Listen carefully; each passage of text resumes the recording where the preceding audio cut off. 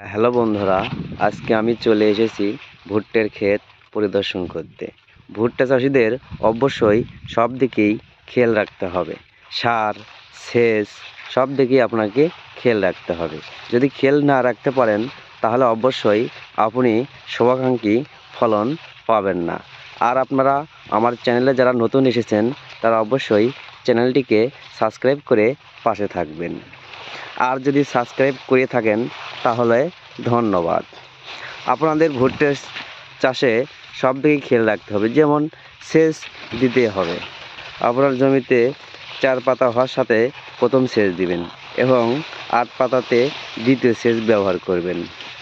12 পাতাতে এক সেচ দিবেন এবং সিসা অর্থাৎ উপরে ফুল আসার সাথে সাথে একটি সেচ দিতে হবে।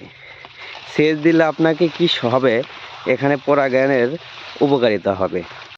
পরাগায়নটি হলো যখন আপনার এই কলাটি বের হবে, এই যে কলার মাথায় যে চোল দেখতে পাচ্ছেন, এটির সাথে পরাগায়ন হবে ভুট্টার উপরে যে এই সিসাইটি রয়েছে, এই সিসাইট থেকে এখানে এই ভুট্টার চুলে পরাগায়ন হয়। এখানে মাটিতে রস কম থাকলে পরাগায়নের সমস্যা হয়, ভুট্টার ফলন কমে যায়। তাই এই সময় আপনাকে অবশ্যই সেচ দিতে হবে। যখন কলা বের হবে এবং উপরে সিসা বের হবে তখন আপনাকে সেচ দিতে হবে। সেচ না দিলে ভুট্টার ফলন কমে যাবে।